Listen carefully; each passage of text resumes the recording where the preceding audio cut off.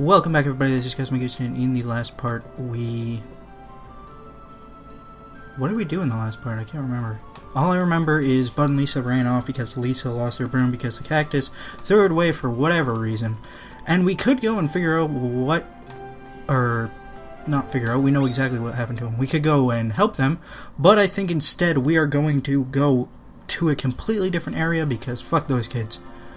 Not in the literal sense, because that's frowned upon by society, or at least American society. I'm sure in some cultures it's looked highly upon, and so without further ado of rants of questionable material, we are going to go to one of my favorite towns in the game, Lumina. It is very serene, it's always dark, which is always nice. Speaking of dark, my room is incredibly dark, and my desk lamp, the light bulb, burnt out, I believe, so I keep going to turn it on, and it doesn't turn on, and then I get sad. But anyway, this town is awesome. It's home to several fun characters, and it's got wonderful background music. So, before I give you a brief tour of the town, we're going to get this quest underway. And it's a good thing that we were talking about questionable material at the start of this episode, because we are going to be engrossed in more questionable material in the form of bestiality. Starting with this chick, who is a siren. You can't quite see it, but you'll see it later. And her name is Monique, as she just said. The lamp maker. She makes lamps. She needs to sell 6 lamps, or the shop will close down. And in comes one of the silliest characters of the game. His name is Gilbert, and he is just a poet of love. All he wants in life is love, which I think is really all that anybody wants. But he wants to save Monique from starving to death by selling all 6 of her lamps. And we obviously are going to get wrapped in this somehow, as indicated by the floating white text. So let's follow the poet of love and see what he wants us to do. Let's talk to him. Oh, you there, traveler. You the traveler there. Take these. You can't leave Monique in distress like that, can you? Let's sell those 6 lamps for her. I'll buy my share of lamps, but then you should sell them. Each one costs 1,000 lucre. Of course you can buy them yourself. But in actuality, we cannot buy them ourselves. He will tell us to go sell them anyway, because we want to improve our reputation, even though we are fucking Chumpy, the champion of light. Or no, the hero of time, with the kick-ass red hat and the murderous weapon of murder. So let's go figure out what we need to do to sell these lamps. And actually, one fun fact about this town is that, 2 fun facts. First fun fact is that Diddle and Capella have moved here from Domina, and that's another reason why this town is so great. But another fun fact is that this place kind of looks barren when you think about it, or when you look at it, but it's hard to tell that some of these doors are actually accessible. Like this door over here is accessible, and it's a weapons shop, and you can actually go around to the back of the town here this way. So just keep that in mind. Actually, let's pick up this treasure while we're back here, because why not? Treasure is what we're all after anyway. So just keep that in mind when you're traversing the lands, even though if you keep watching these videos, you'll not really need to keep that in mind, because I'll keep that in mind for you. So, another reason why this town is so great is that there are Dudbears all over the place, and Dudbears are adorable, and they have their own special language, which if Capella would move out of the way, we would be able to learn from this guy, the bartender, the 2D, 3D Flatman, who is a regular, or tells us that the Dudbears are regular, and he will teach us the language. And I'm going to skip over it because I don't really... If you weren't watching this, you would need to learn the language, but I know not only have I already written down the conversations we're going to have, but I knew all the answers anyway because I am just that pro. So the first Dudbear you want to talk to is this guy right here. And he basically asks, I'm a Dudbear, are you a Dudbear? And you want to say, you only have 3 choices. The last choice is, would you like to buy a lamp, essentially. So you want to say no, because you're not a Dudbear. And then he says, he likes night, do you like night? And you say yes, because night is awesome. And then he asks if the night has many stars, and you say yes. And then he asks if we are friends, and you say yes. And the dub exclamation point indicates that he is ready to buy a lamp. So you sell your first lamp, and he is very excited. So, I always kind of thought it was cool that the Dudbears get their own special language. Like, it's always fascinated me when, actually I'm going to stop that thought because I want to translate this statement, or this conversation. He's saying night music, light music. I'm assuming referring to Diddling Capella, and you want to say yes. And then he asks if we are not night, or something to that effect, and we say no, we are not night. And then he asks if I'm a friend, and he says yes. And he says, are we friends again? And you say yes. And then he says, are we friends for a third time? And you say yes.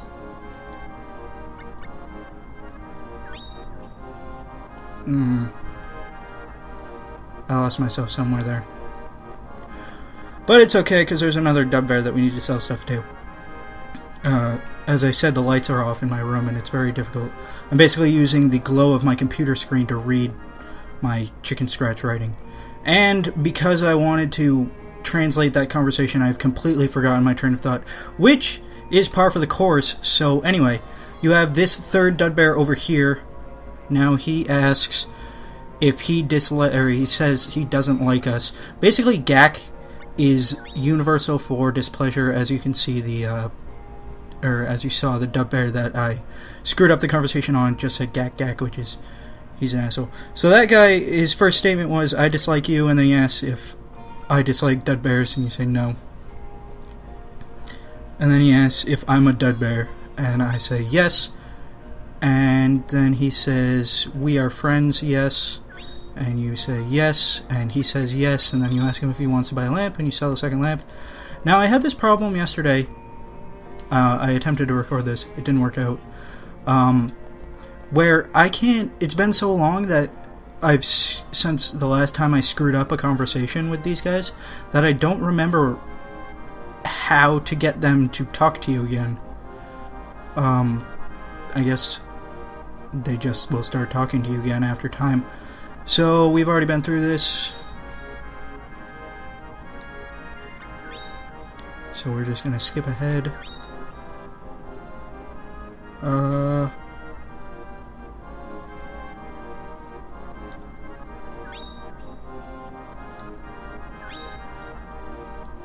Alright. I completely lost that conversation. I apologize. I cannot, for the life of me, read what I wrote. But he basically just asks you if you're friends 3 times. So now that we've sold all 3 of the lamps, we can go back to Gilbert. That's his name. With a V, not a B. Who uses B's in their name? Fucking Bradley Cooper? No. Anyway, we can go back to Gilbert and give him the money. And he will be happy that we sold them all. And he's going to go back to Monique and profess his love. Confess his love. Depress his love. Ah, my sweet strawberry, we sold all 6 of your lamps. Oh my, that's wonderful. You put your heart into making them, baby. Of course they sold. Oh my goodness, I'm getting red in the face just from reading this text. You will become the sunlight that will brighten my world. Come on, my love. Let us go out to feel the shower of stars above us. The world that was created just for today to happen.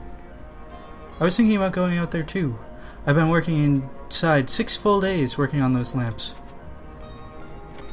And then, as you can see, her siren wings carry her away. So we have a half-man, half-horse falling in love with a half-man lady.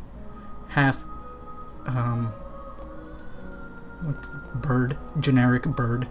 And this song that's playing right now is one of my favorite songs in the game. I don't know the name of it, but it's Monique's Siren song, which will become important later, and I'm actually excited for that because we get to hear it some more.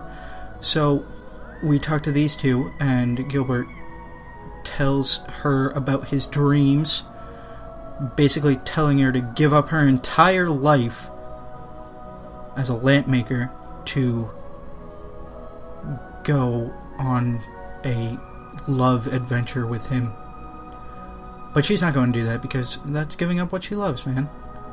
You don't give up what you love for someone you love, especially when you don't actually love them.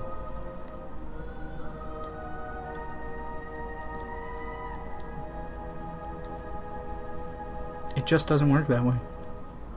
I had a thought, didn't come out right. Sorry for the pause.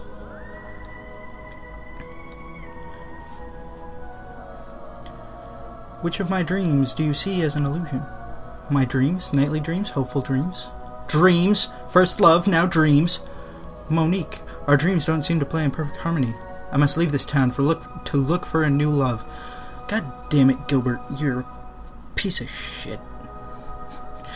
I have a serious problem with the way that Gilbert operates. He's just an annoying character. Not quite on the same tier as Nicolo or... No, just Nicolo, but we'll be running into him again. You can't just give up your poet of love.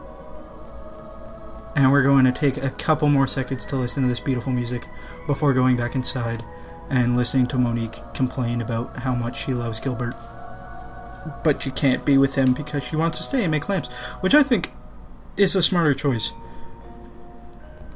Anyway, Gilbert was a little bit strange, but he was a nice guy. He wants a much bigger lamp than the ones that I have. Size is completely meaningless, ladies. Because all that matters is that it works, right? To be honest, I'm just a little bit depressed. Dub. Yay, Dudbears! Now, when I first did this quest several years ago, when I was a Scotchman and drunk all the time, I thought you would have to translate the Dudbear language for her, but then it makes sense that she's been here for so long, she doesn't need a translator. So they're basically just saying how much they love her lamps, and they're giving her hope, or not so much hope because she's already doing what she loves, but they reinforce that fact that, you know, you gotta stick with what you know. No, that's not the story. That's not the moral of the story. You gotta stick with what you love. Find something that you enjoy doing and keep doing it, even if a centaur promises to love you forever. That moral got a little ridiculous, if I do say so myself. But we're going to go talk to our cactus, and then we are finally going to figure out what happened to Bud and Lisa. Because if there's anything in this world that we care about, it is those two pink-haired brats.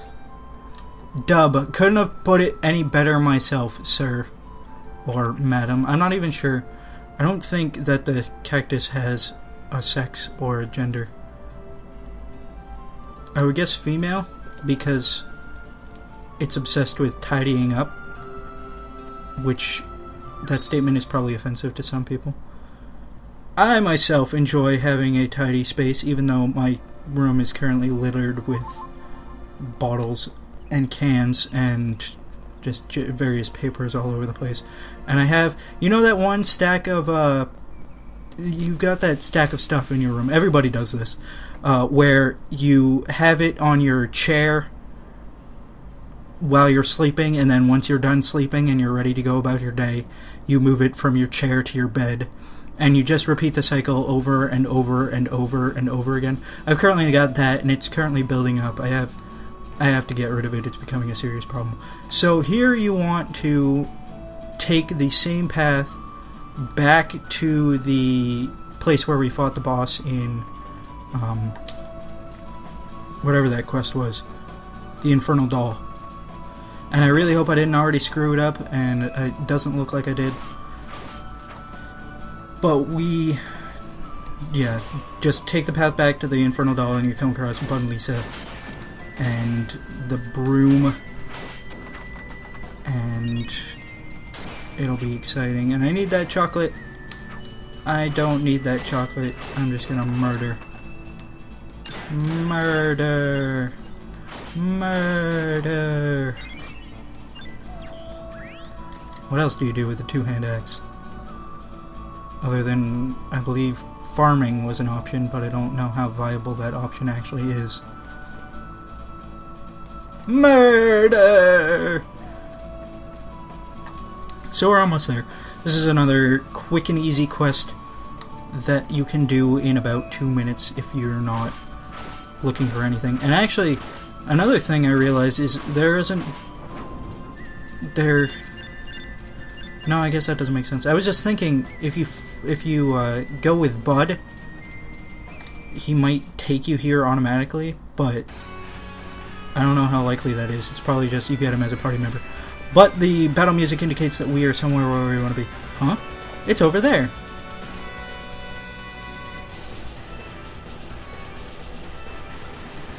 Ah! Sound less scared, why don't you? Exclamation point, exclamation point. Lisa! Exclamation point. Several dots later.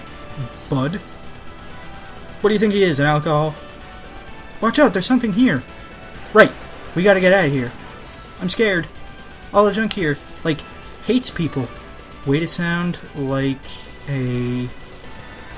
Never mind. Did you forget who I am? I'm the Bud blah blah blah blah blah. Sentence got away from me, I'm sorry. Can't speak correctly today. And now we realize that the broom is broken. Which, in all honesty, is probably the reason why... Come on. I can do this. Probably the reason why a little cactus took it to the junkyard. And now they talk about their father and how he was a dropout of the Academy of Magic. And he has a wonderful life model, which is he who fights and runs away lives to see another day. So if you're ever jumped by someone, you should probably just run. Although, that's not how you get famous. They don't talk about the dudes who ran away from wars. They only talk about the people who actually stayed and did something like me. They're not going to talk about Bud and Lisa. They're going to talk about the the red-hatted dude who fucked shit up with his two-hand axe of justice and was the hero of time. So we have this adorable little monster to fight. Not entirely sure where he ties in with all of this, other than that this is the junkyard and all the toys here like hate people. So I'm assuming that he's some sort of embodiment of the toys, and his name is Gremlin, which I think is lame because I'm pretty sure all the other enemies of this type are called gremlins. I'm gonna... hold on, let's see what I've got here.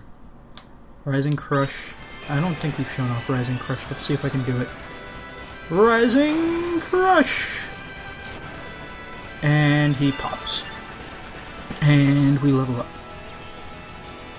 And we are immediately... nope, just kidding. Thanks, bud, I'm safe. What about me, you ungrateful douche? No thanks, Nicolaji, you red-hatted cool guy who history is going to remember. Several dots. A little girl laments. Or laminates. But Daddy's broom is now over. Finally. We have those kids back in our safe control. And we're already here at home, so we don't even have to travel very far to talk to our cactus. Isn't that exciting? Can you tell how excited I am? I'm so excited. I've never been more excited in my entire life. I'm not really that excited. But we can talk to our cactus and call it an episode. In the next part, we are going to be doing something that I have been looking forward to since this project started, and unfortunately, no, There's no unfortunate part about that. I'm super excited, guys, and I hope you are too. But we're going to save it for the next one. So if you like this part, please hit the like button. If you really like it and want to see what part I am so excited about, I would consider subscribing or at least watching the next episode. And if you have any questions, comments, or concerns, or anything like that, leave them in the comment section below. I'm going to smack around Bud and Lisa for a little bit, and I will see you in the next one.